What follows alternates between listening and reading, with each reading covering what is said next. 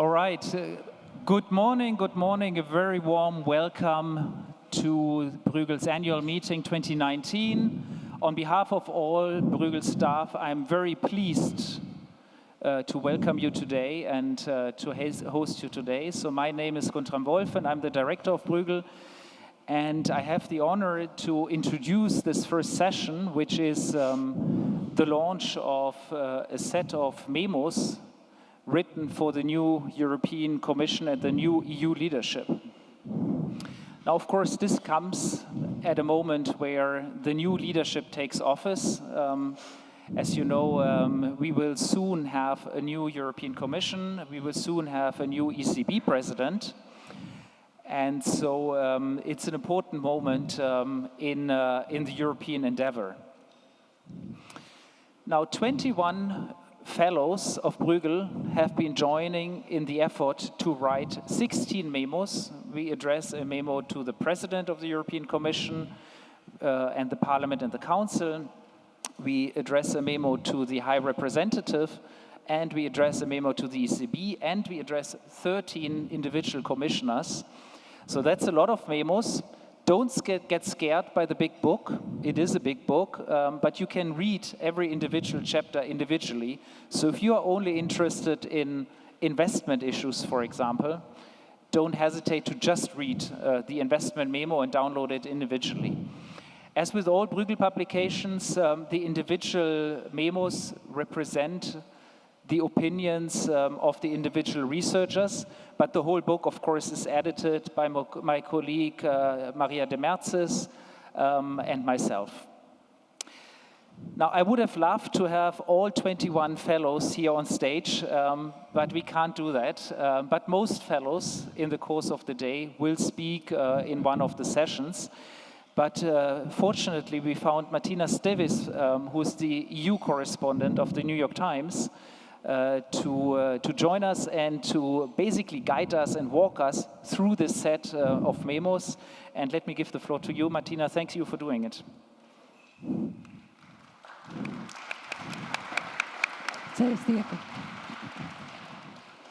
Thank you. Morning for me as well. There's a tiny bit of echo, so we'll try and make sure we speak clearly. We hope we all hear as well.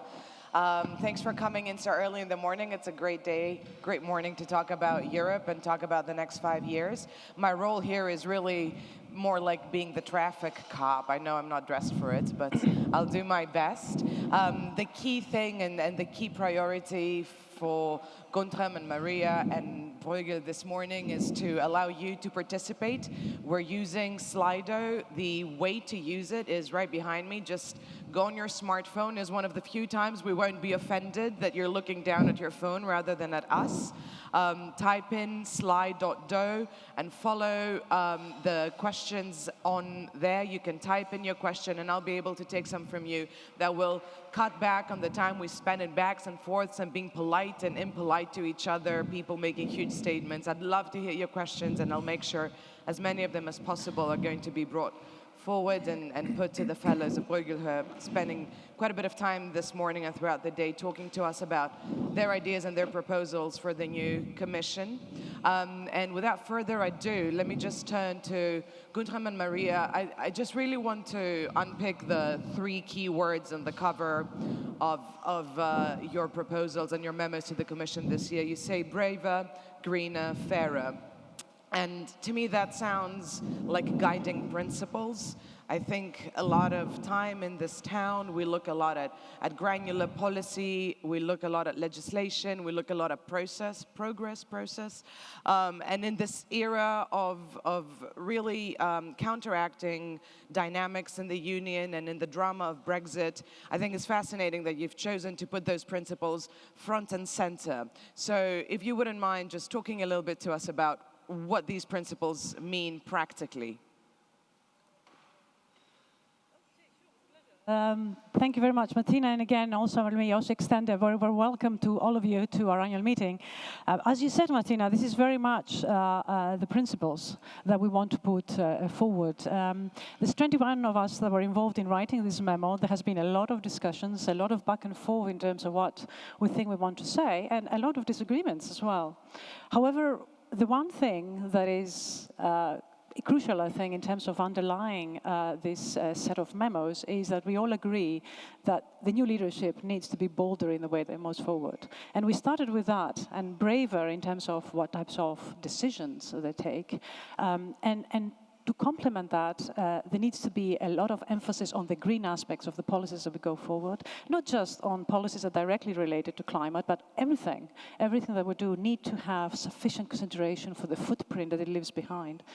And last, but certainly not least, fairness policies, be it from the process of globalization, of reversing it, all the way down to socioeconomic policies. They need to be fairer. Distribution elements need to be at the core of the agenda. So these are the three principles that underline all of the recommendations that we make, and we're hoping that the new leadership will be bolder as they move forward. But what does it mean that the Commission needs to be brave? I mean, you know, no offense to Commission employees here, but when you look at them, they don't scream bravery. So just talk to me substantially in terms of what is it to be brave, you know, de facto means you're different. So what is it that you're calling them to do differently and bravely compared to what's been done before? Well, perhaps the one point I would say on this is we think this is also an aspirational title, right? I mean, we do think European citizens in surveys do say very clearly, we want Europe to be part of the solution when it comes to geopolitics. We don't want my individual country to be talking to Donald Trump, to be talking to the Chinese President Xi Jinping. We want basically the European Union to take a lead. The same for climate policies. We don't want, and that's very clearly visible in surveys, we don't want individual countries to fix the climate problems. We want there to be some sort of a European strategy. And the same for fairness, for example, taxation. There's lots of surveys showing that actually citizens are unhappy with taxation being done only at the national level, allowing some corporate tax evasion that's quite significant in some cases. So citizens look for solutions in Europe. The surveys still confirm that. And that's why we chose this a little bit more aspirational title to sort of transmit these messages. And it's not only addressed to Commission staff. I mean, it's also addressed, of course, to the President herself or to her commissioners.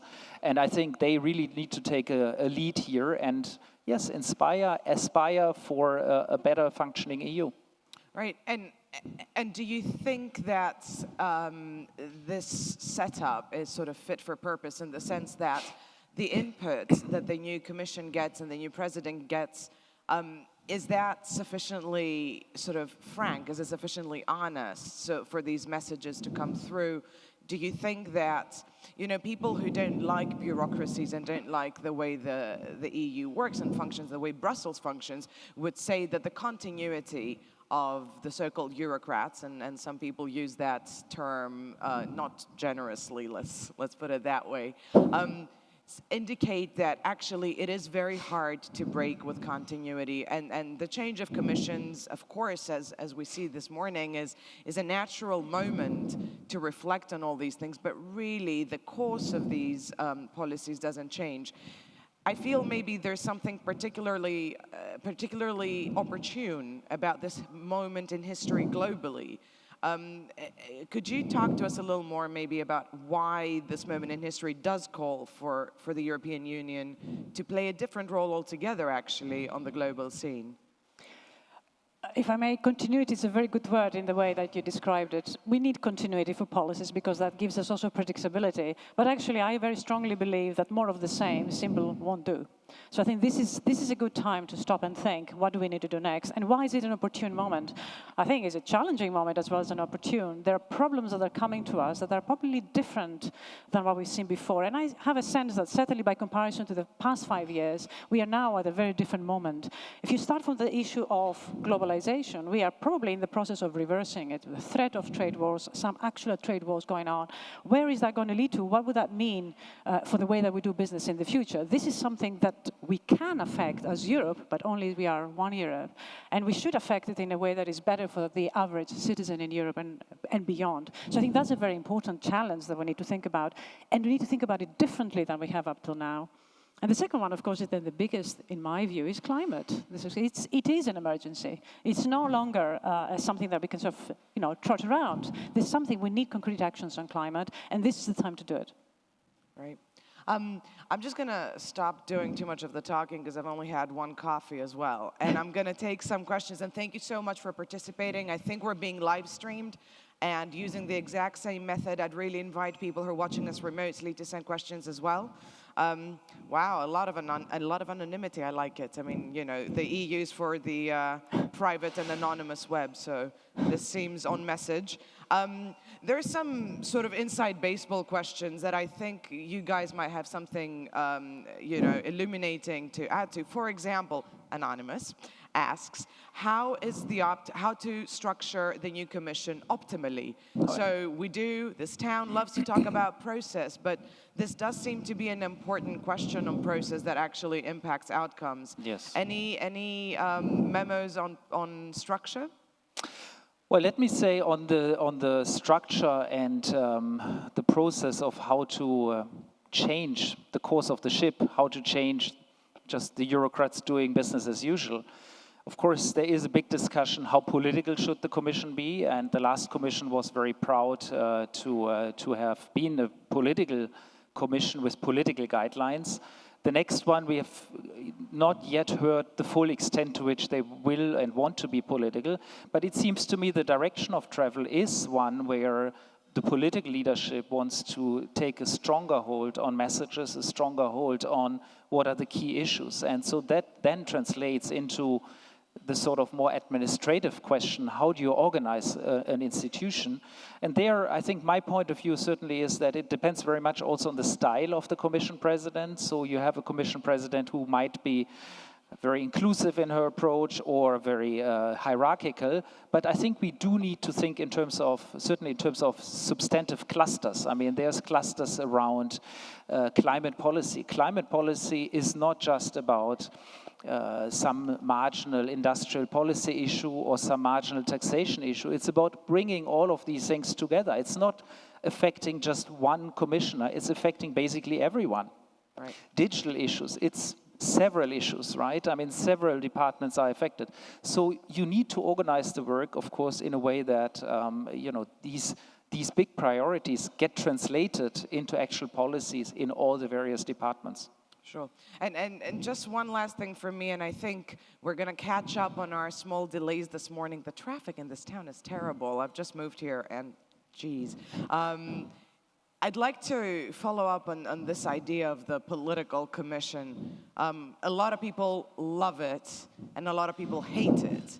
And in a time when, it's not really clear what Europeans think, it can be a very controversial position to take. Controversial is not bad, and often seeking the least common denominator, we come out at suboptimal outcomes. But could one of you maybe talk a little bit about continuing on the path of a very political commission in these times, and what's really the benefit of doing that? So on the issue of the Political Commission, I think there are two issues here, and the European Commission has got really two roles, and this is a discussion that we've had very extensively at Bruegel and beyond. And one of the functions that it has is to set legislation and to recommend legislation that is going to be voted. Now, when you're a legislator and you're proposing legislation, it's very difficult to think of doing that apolitically.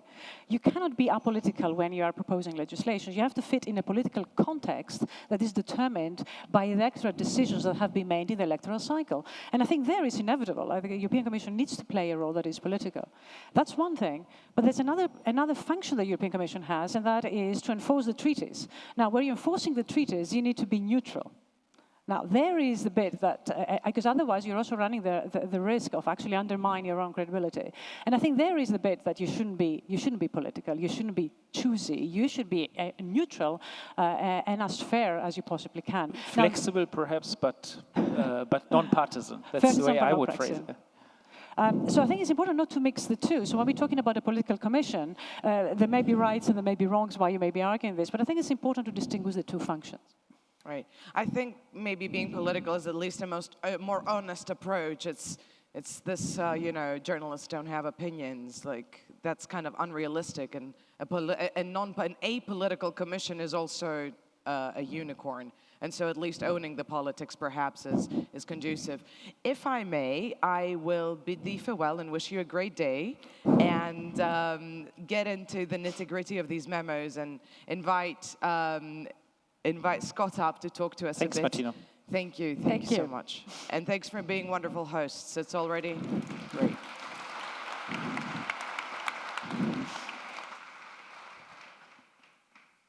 Just a very quick intro. This is J. Scott Marcus, I think the in-house American. And on top of that, someone who will talk to us this morning about regulation and digital. And bear with us, we all know that regulation is what we do every day in this town, but it's not necessarily the sexiest topic.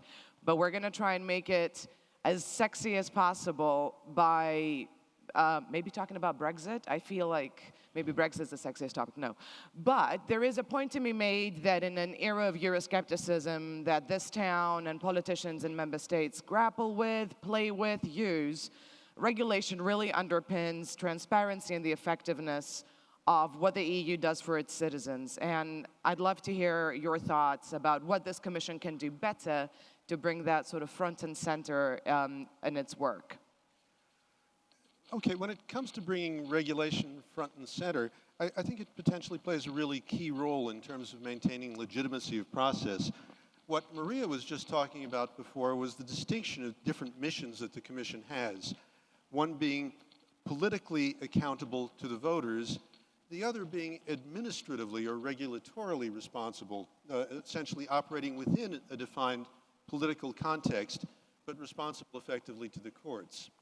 And the Commission has both roles, and keeping them somewhat distinct is important. There are areas like competition law where you really don't want the political process to intervene too much. It inevitably plays a role, but it should be somewhat hands-off, otherwise you undermine the legitimacy of the process. Telecommunications regulation being, I think, another example where you want the politicians arm's length away from things. Now, we are today in an era of Euroscepticism. You talked about the skepticism, the doubts about the bureaucracy. And to me, that skepticism has a certain narrative. And the narrative is about pompous Brussels bureaucrats building their empire, putting one layer of regulation, one layer of law on top of another, and not paying much attention to the burdens that each of those regulations place on firms, on individuals, and on somehow the balance between costs and benefits. So there are processes that can help to address that and can also help to maintain public confidence in the legitimacy of the process. And here we are very much talking about process, not about substance. So what the Commission has been working progressively on for the last 15 or so, 20 years, is something called a better regulation process, where each of the legislative measures that they put forward is supposed to be pretty rigorously analyzed to make sure that it's not more burdensome than necessary, that it doesn't do things that the member states could better do themselves, that the costs don't exceed the benefits. Done properly, it puts some discipline into the process. And all of this is public, but it's not all that well known to the public. And I think there's a communication issue that especially the Commission, but more broadly the European institutions, need to be taking up. Now, the process, it works pretty well for bits of individual legislation. There's really no defined process for broader strategy. The economic analysis could be done better. So there's a lot of areas where it could really be improved. Still, I've done work in many parts of the world, and I would have to say my personal perception is that the European system is among the very best that I've seen, and the OECD also rates it that way. Well, that's a good message to start the day on. You don't hear that a lot these days. The European system is among the best in the world in something that really matters to people. Thanks so much for this thought, and I'm just going to jump straight across to your other portfolio, which is also fascinating. In the memos that I urge you to read, I know it's quite a sort of the size is kind of, solid, I would say. Don't be discouraged. It's massive fonts, I can attest. Lots of blog quotes, which make it much easier to read, and really very interesting a contribution. So a lot of work has gone into them. Just talking a little bit about digital, it is continuously striking, I think, to people who don't live in Brussels, that the European Union remains a taker of technology, a consumer of technology, and in this era of a soaring US and China web and tech industries, the EU is risking finding itself somewhere in between and being a taker rather than a generator of innovation, often lending its best minds and incredibly intelligent people who are born or educated on the continent to the US, mostly, not so much China yet, although it is happening. And there's also a lot of talk about supporting European champions. I want to ask you what sort of the top line of big picture policy advice would be to enable the European Union to be more of a generator of innovation and revenue, indeed, and jobs in the digital space, rather than finding itself in this awkward space between the US and China with implications on geopolitics as well as consumer technology. Well, I think you put your finger on a really key issue, and I'm sure it's going to be one of the key issues for European policymakers in the coming 5 years, in the coming term. Excuse me. First, the picture for Europe is not quite as bad as some people want to make it. We're very quick to say there's no European Google, there's no European Facebook, there's no European Amazon. It's not quite true, but certainly there isn't a European firm of that scale. But it's equally true that in other technology areas, for example, ones that relate to industrial automation, that Europe does quite well, business-to-business kind of traffic platforms, Europe does well. In areas like 5G, which is a really important area, it would be just as true to say that the United States has no company that can rival Ericsson or Nokia. So it's not that Europe is without strengths, but we're at a difficult time. In an era of globalization and increasing trade war, where the US and China play a key role in technologies such as artificial intelligence, machine learning, big data, Internet of Things, the risk of trade disruptions is very great. And of course, what we saw recently with Huawei really demonstrates trade disruption can be very abrupt and very unpredictable today. So Europe really needs to think carefully about how to maintain a broad enough set of sources of supply and broad enough capabilities. And I think there's several different things that Europe can be doing to make that better. Now, I have to say, if I knew how to create the next European super champion, I wouldn't be here today. I'd be off doing it. But there are things that Europe at policy level can do to make it easier.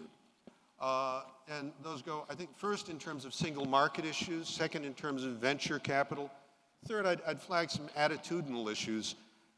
In terms of single market, there are a number of areas where strengthening the single market would help to aggregate demand across Europe and also to make systems more effective. Again, 5G and spectrum is one of the areas that I deal in. There's agreement on which frequency bands should be used, but it's up to the member states to actually get that stuff assigned to the companies that are going to use it. And some of them will be quick. The Germans have historically been very good on things like this. And some of them will be very slow. And if it's uneven, that creates cross-border issues as well that can be a problem. So the harmonization story is important here, continues to be important. Capital is another issue. Europe has historically been weak on both startups and scale-ups. We've gotten much better on startups in recent years, but we're still weak on scaling companies up to the next level. And that's partly a problem. Europe is very bank-heavy. We're light on equity markets. That's a problem. We're much lighter than North America when it comes to venture capital. I've seen estimates that maybe the disparity is in the range of 5 to 1. It's big. Also, a firm that's trying to move to the next level, if it wants to do an initial public offering, an IPO, they're probably not going to do it in Europe, certainly not in continental Europe. So again, it's an issue, it needs work. Capital Markets Union tried to do something with this, very little actually done. Maybe a last point has to do with attitudes. Entrepreneurship. Many North American entrepreneurs do best on the second or third time around. In Europe, if you fail, you're a failure. So there's an attitude problem there, but there's also a policy problem. Onerous and divergent bankruptcy laws across the member states tie up people, tie up capital for long periods of time, make it difficult for somebody who's fallen off to climb back up onto the bar stool. That needs work. I think that's a really interesting point. I'm just going to borrow from another anonymous question on Slido. Please keep sending your questions through. You're making my life easier. You're making this conversation much more interesting and much more about what you care about. So just a reminder, on your screens, you'll be seeing how to do that. Go to sli.do, sli.do, and look for BAM19. This is the hashtag for our session today, and just type in your question.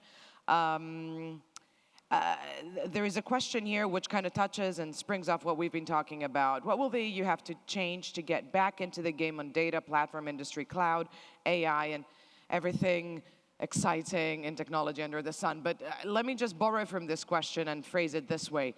Is there a particularly specific corner or area of the market and all these cutting-edge technologies right now that the EU may be particularly well-placed to deliver on in a scalable way that will really sort of, create some momentum? I think I touched on this in the previous remarks. Probably things that deal with industrial automation, right. Business to business, industrial Industry 4.0. That also includes all about sensors and automation controls. So generally, the Yanks do really well on pure software things. Europe does really well where there's also some sensing or control that's required.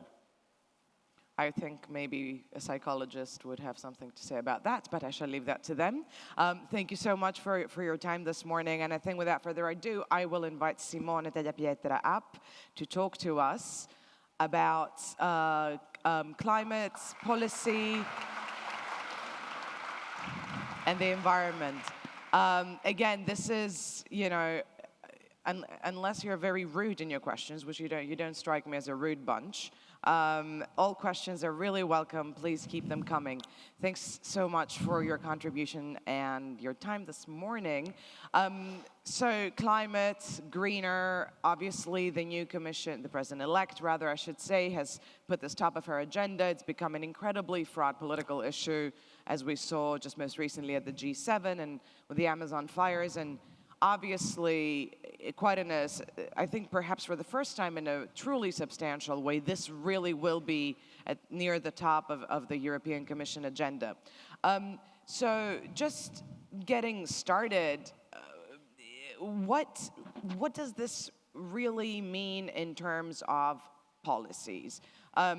Because it's hard. It's one of those topics that's really hard to get past the label and past the communications benefits of greenwashing, if you will. So based on your research and your memo to the Commission, what would be really the very, very top priorities in this regard? Well, in our view, the overarching aim of the new European Commission in terms of climate policy should be the one of fostering deep decarbonization in Europe in view of reaching climate neutrality by 2050. Science is clear. Only by reaching climate neutrality by 2050, we can remain below a temperature rise of 1.5 degrees vis-à-vis the pre-industrial levels, which would prevent the most dramatic impacts of climate change in the planet. We need to do this in a way that becomes economically, industrially beneficial and socially acceptable. So first of all, the new European Commission will need to reverse the recent failure of the EU in unanimously pointing this target of 2050 climate neutrality very clearly. This should become Europe's polar star to drive both public and private action in the future. The Commission has the historical duty to make this economically and industrially beneficial, which means linking climate policy to industrial policy and also to development and foreign policy. Socially acceptable, this is key. The Gilets jaunes has demonstrated that only if society backs this process can continue. To do this, we have all the tools, but we need to launch a deep discussion in Europe, and we need member states to move consistently in this framework to really clarify which can be the pathways to achieve deep decarbonization that can really have the lower impacts on low-income households. So let's just get more into these policies. Can you even give me 3 specific policies that you think would fly across the board, that the European Union can get behind and the Commission can propose to member states with some confidence that they will be taken up? Because obviously the, let's say the landscape across the member states is very different depending on national conditions. And one of the reasons one feels that the Commission sometimes stumbles, not just in this policy area, but other policy areas, is perhaps being less strong in diagnosing these divergences between member states, putting forward blanket policies that will not be taken up, and therefore setting oneself up for heartbreak. So what would you say are things that can be really pursued with some hope of success? And maybe this is a small wins scenario. You know, climate is such a sort of overwhelming and emotional issue. Maybe this is about something that's less, you know, ambitious, that genuinely the Commission can say, you know what, we did this in 28, 27 member states, and they did it, and it worked. Yeah. Well, first of all, there is no doubt that we need to provide a sensible carbon price in Europe. Only half of the European greenhouse gas emissions are priced, and the price remains far too low to drive investments. What the Commission should do, and Ursula von der Leyen was clear on that on the Parliament, is really to revise the current ETS system to enlarge its sectorial coverage, and why not also draft a carbon border tax in order to ensure that we don't encounter carbon leakage problem. The second idea might be the one of setting up a substantial financing mechanism to export the energy transition. Europe only contributes to 10% of the global greenhouse gas emissions.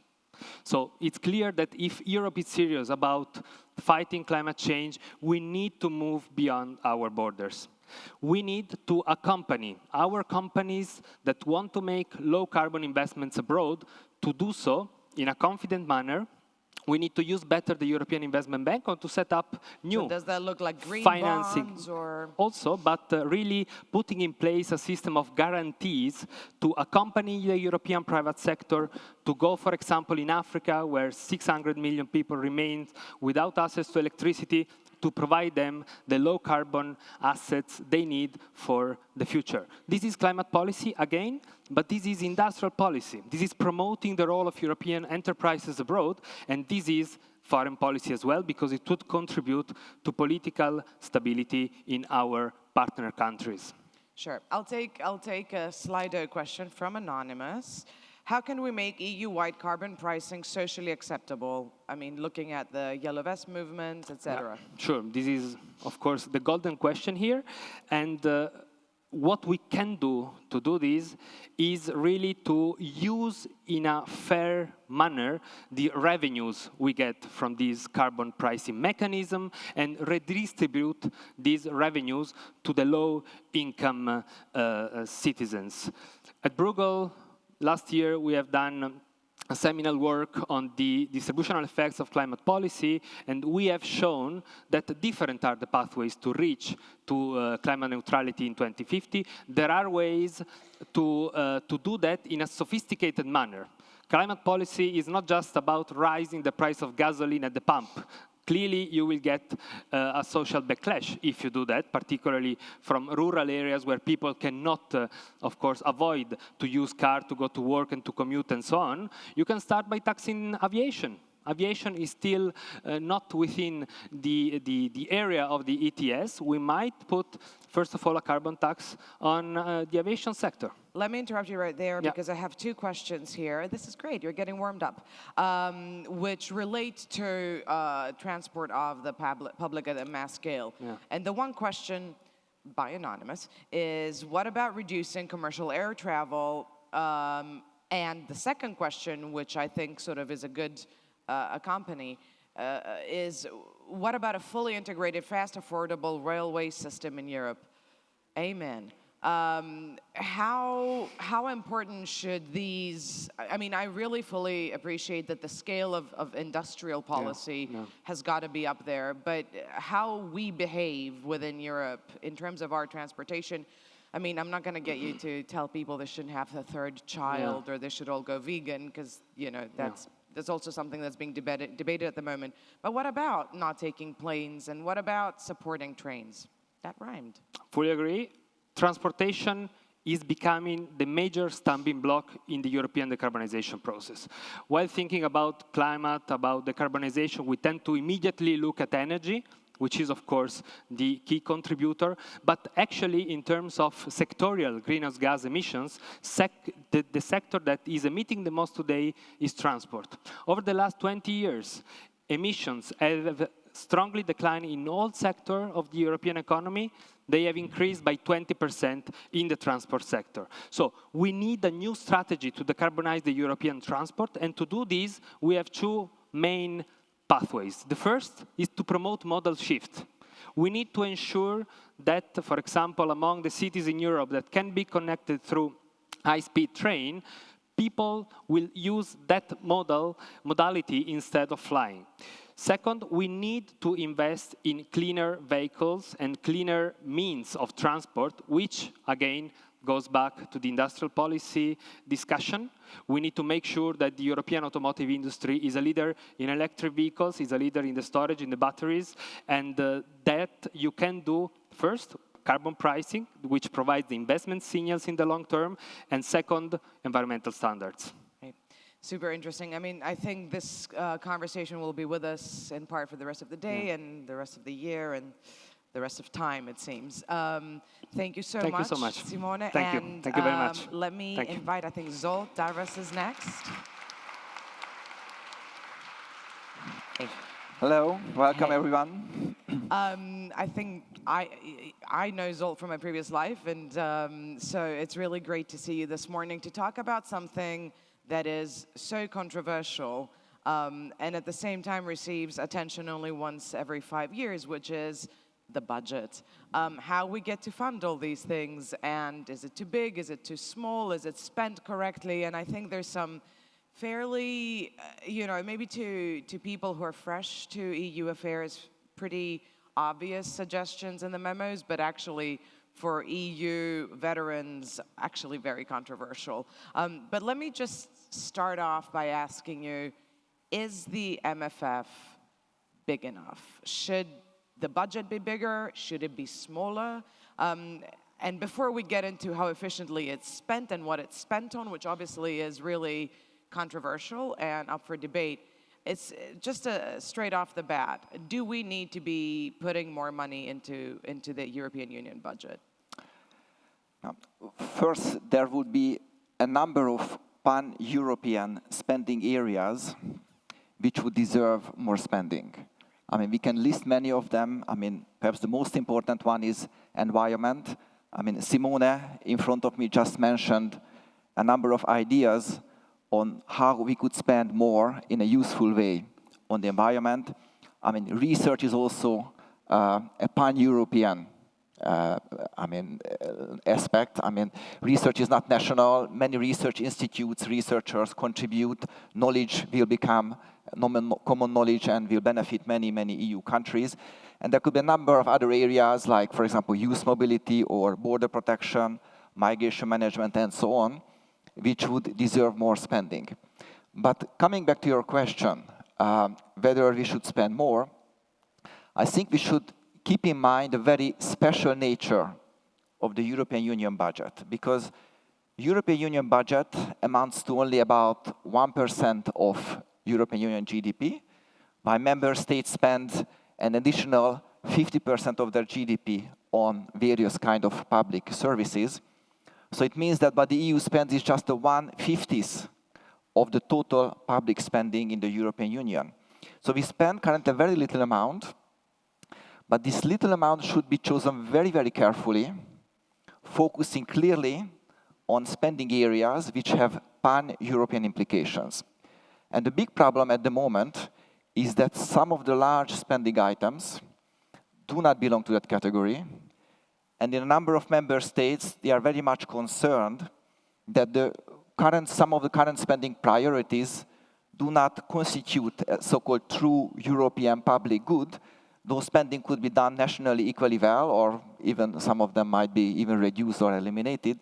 And I think until we get confidence that all EU spending is truly pan-European, supporting pan-European public goods, I think up to that point, it's no reason to discuss whether the budget should be larger or smaller, because first we should put the current budget or the current spending priorities on a sound footing. And once we can prove that indeed it's based on sound footing, then we can discuss whether we want to spend more on certain issues or not. I think that's a really fair point, and let's tackle that issue head on.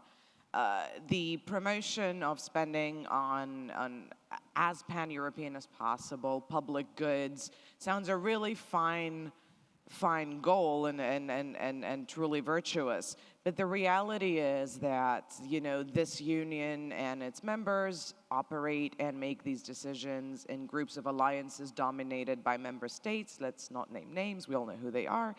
And one of the top messages in the memos that you've worked on is to divest spending from the budget on the common agriculture policy. How is that going to happen realistically? I think every commission for the past 10, 15 years has talked about that. And now what's fascinating is that you have such specific areas of policy that genuinely demand desperately more investment. But how do you convince politicians and their constituencies to look away from agriculture, and at a time of trade wars where farmers in Europe could end up losing out, and at a time when a lot of heads of government are facing really tough elections and farmers continue to be an important constituent? How do you do that practically? I think you would be hard-pressed in Brussels unless any of you are sort of have shares in some agriculture concern in your country to disagree with you on that. But how to do it? Well, in the previous discussions, the use of a metaphor of a ship has been used, which is going slowly in one direction, and it's very difficult to move it or any other way.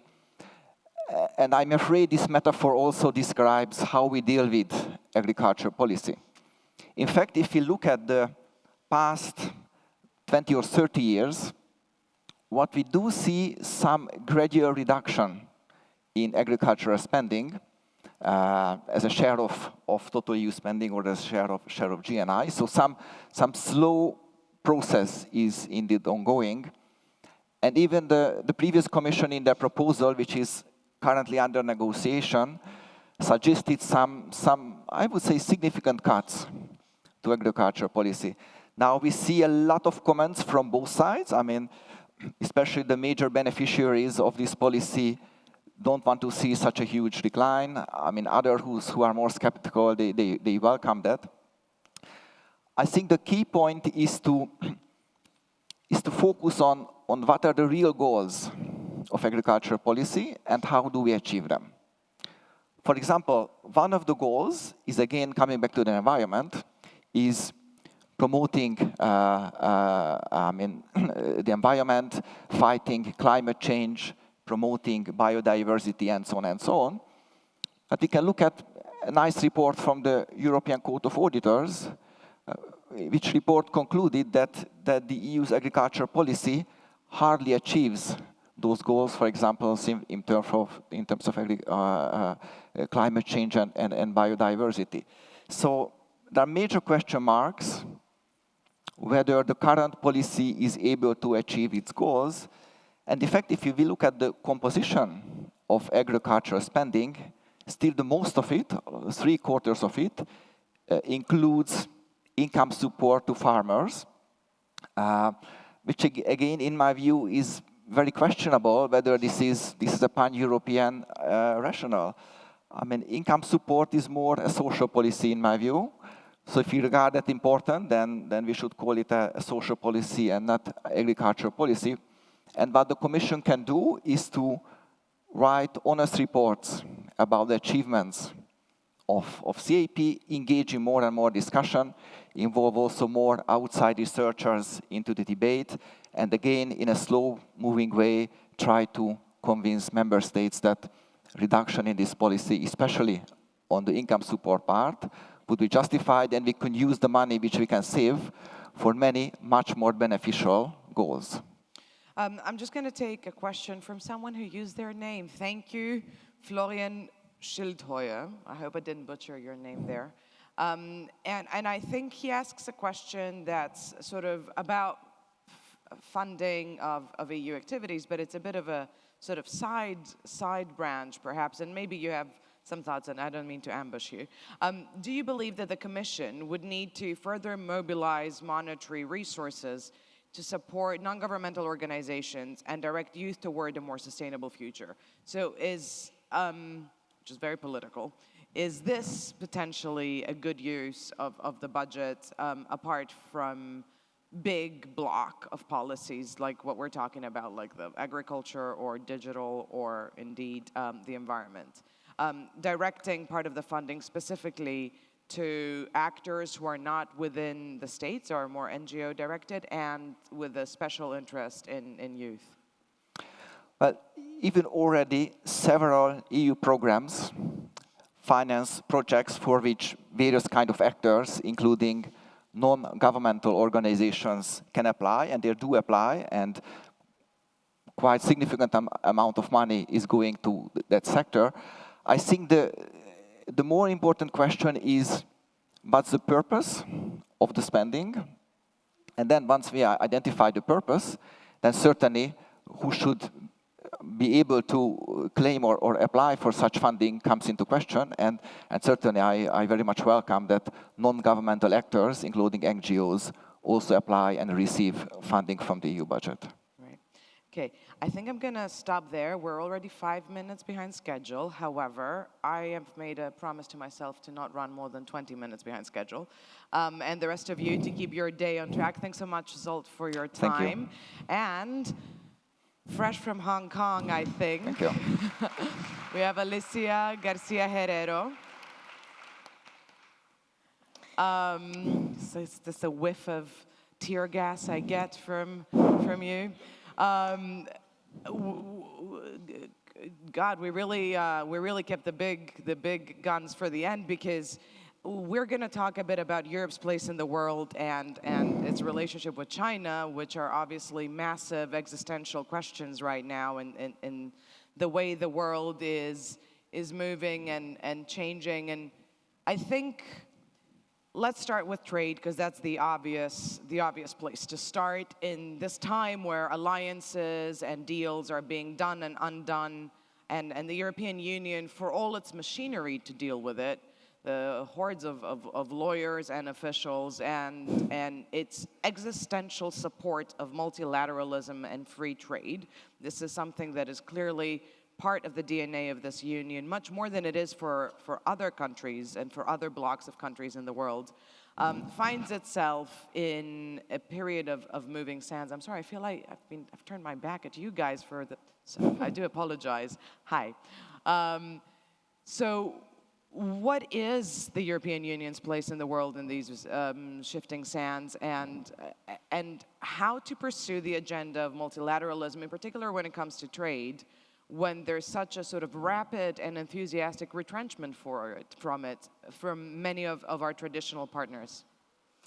Thanks for the question. Thanks for the invitation. It's a pleasure to be here. It's just packed, so I'm very, very happy for Bruegel.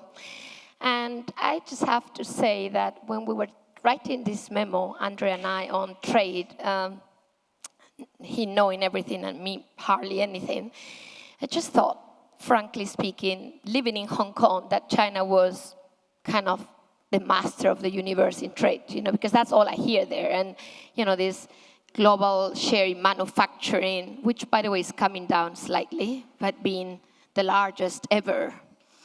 And thanks to Andre and his data, I figured, and we have that in our memo, that actually we are the largest trader in the world. We Europeans, it's 16%, as opposed to less than 13% for China, and in between the US. And this is because we're including imports. You see what I mean? I mean, it's not all about exporting manufacturing to the world. It's about actually creating balanced trade. And I think we Europeans are there for that. So first point is we are indeed very big, trade-wise. We've been instrumental in what the WTO is, certainly Andre, as I said, certainly not me, but I can understand that, and I can understand why if you've been instrumental for something and it's created so much wealth for the world, including China, certainly China, we should all strive to keep this going, including China. Now the thing is, of course, what we mean by the WTO survival and keeping this multilateral system might be slightly different. And I won't get into how the US perceives all of that because you've already basically made a point there.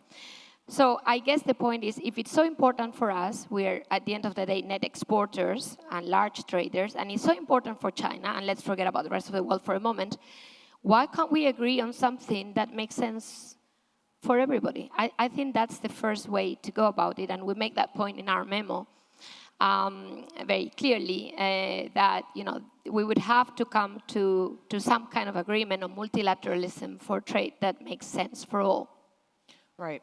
I mean, I think that sounds another fine cause, but I'll take a question from the audience before, or from Slido before going back into my questions, and I think that's also, in the context of reassessing relationships and looking at the world and looking for new opportunities for trade and for the European Union to actually establish its relationship with the rest of the world, there are quite clearly two areas that are partly overlooked, and those are Africa, or Sub-Saharan Africa, and Latin America. Latin America less so now with Mercosur, which is front and center, but still, it's a massive part of the world. And I've just lost the question. There we go. Mitchell Newland asks, do you see an opportunity for greater cooperation with Africa and Latin America to form a third coalition between the USA and China? Yes, so this is all about, is there any world outside of the US and China? Yes, indeed. And actually the world is pretty big, excluding these two hegemons or existing and incoming hegemons. So I guess that's the way, and we make that point in our memo, for Europe to go, basically to realize that it can really become a broker of all of other parties, which certainly looking at what China has achieved, could realize that preserving the existing multilateral trading system is the only way to go for all of them. And beyond Africa and Latin America, I would certainly include India in this realm. And the European Commission started negotiations, which then were abandoned. So we make very strong point in our memo. Please, reconsider, because this is a major economy from the European perspective to look into. We have also some, not abandoned, but not fully ratified agreement with Vietnam. If coming from Hong Kong, when you see what's happening with Vietnam and how everybody's looking at Vietnam as a place to be in the current standoff in terms of tariffs affecting everybody, but not Vietnam, you can imagine how important ratifying that agreement might be. So there's life outside the US and China, and we should certainly look into that very, very aggressively as Europeans. And if I may, smaller agreements with smaller countries or groupings of countries however sort of, the Euro tag on them might be smaller, do make the point that the European Union remains very active in pursuing this linkage with the rest of the world at a time when everyone's taking a bit of a pause. So that's another, from a communications perspective, that does send a message. But I do want to go back to the question of, this bipolar, however asymmetric world we're living in, and Europe's place in it. And it seems, this is not dissimilar to the question I asked earlier about digital innovation and Europe's place in the world in that respect between the US and China. Is there any way that the European Union can define or redefine its place in the world and its relationship with the US and its relationship with China without those two being about the US-China relationship? Is there any way that these can be decoupled and approached as individual relationships without, again, getting wedged between these two powers that currently seem to be clashing in a way that doesn't really seem to be, that the EU shouldn't really have skin in the game? Yeah. Okay, I think that there's only one way to do that, if you ask me. And the one and only way is for Europe to look as Europe and not a bunch of countries. I don't know whether we can achieve that, but that's the only way forward, because as a bunch of countries, we're simply too small. And I see that every day on my daily life. Yeah. So basically, every month we have a European leader visiting Beijing. We have one now, and they all have their own high-level economic dialogues, let alone their the European-level high economic dialogue. There's no way we can achieve anything like that. It's just not. We're not strong enough on a single basis. Some more than others, but still not enough for China. So, and I guess the same could be said about the US. But in the case of China, which I know better, it's very, very clear that unity makes it all. And when you look at our GDP as a whole, that's what China looks at. But then, it's pieces and bits, let alone external policy, because you're dealing with a country, rightly so. I mean, it's understandable that understands itself as a unity, and thus economic policies, trade, investment are linked to everything, national security, you name it. We go with piecemeal agendas. So, how can you ever find that space? And frankly, the rest of the world would be very keen for us to find that space, because it would mean that they don't have to choose either or side. So they have some kind of in-between space offered by Europe. But they have to realize there is such thing as Europe, and Europe meaning the European Union. So that's why it is so hard to play that middle game. And just one last question from me before we conclude this session. So much of these relationship issues around trade, but also around, obviously, foreign policy, are underpinned by this traditional idea of values shared, values we disagree on, and for the longest time we've taken sharing values or not sharing values as a given. They have been fixtures of relationships. What the current US administration, for example, highlights is that clearly some of these things are actually dynamic, and potentially so should Europe's relationships be. At the moment, there seems to be additional awkwardness for the European Union in losing a partner in the US that shares these values in a very clear, unequivocal way. And this awkwardness permeates a lot of shared policy arenas, for example, let's say, Iran in foreign policy, et cetera. At the same time, you're seeing some rhetoric coming from Beijing that actually we share your values. For more than ever, China shares European Union values, and that's certainly a point that some of Chinese champions have tried to make in their pitches to European Union member states. Then you have events in Hong Kong, and you really start to wonder quite deeply what sharing values we're really seeing. Can you just talk briefly about the role of these values in this era of no absolutes in underpinning these relationships, and And perhaps one opinion would be we shouldn't care about values. We should only care about money, or we should only care about jobs. What do you think? Well, it's a tricky, very tricky question. I guess I need to answer, given everybody here. Frankly speaking, we all talk about values in Europe. I hear you. But once we're within Europeans, we'll also talk about how different our values may be. Yeah? Don't we? Yeah. Especially in difficult situations.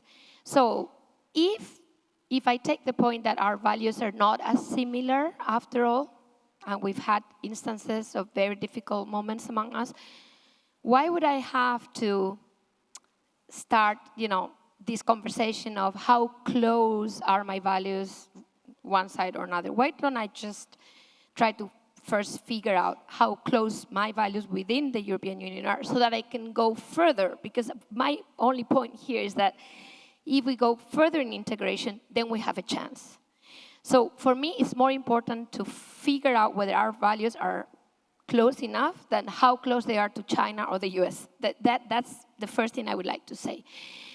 Then I guess if we were to agree on that our values are close enough, then we're wasting our time here because we don't even have unanimity. I mean, we are still running unanimity decisions for external policy. Unanimity means that we don't believe we share values. Because if we do share them, we don't need unanimity. So imagine we go past that, which would be nice. Then I could start thinking, indeed, I agree with the US statement. Values are dynamic. Not that what we see from the US side looks as appealing as it used to compared to our values. And maybe Chinese values will be dynamic too. I may not fully, share everything I see, and I can't deny it, but it's a process, yeah? So, and again, within Europe, we have very different opinions on China. There's 16, 17 by now, plus one. And actually, we could even count Italy in, so it would be even more than that, seem to share. So again, back to the question, do we share ourselves? That's the first thing we need to deal with. And then we can start looking around. But if we don't solve that one, I just think that conversation as to how close we are to one or another makes no sense to me. Right, and with this call for introspection, just as we look to the world, I'm going to thank you so much, and thanks everyone of you for participating, for staying with us this morning. I hope you have an amazing day. I'm sure it's going to be very fruitful, and I hope to see you all again. Thank you so much. Thank you.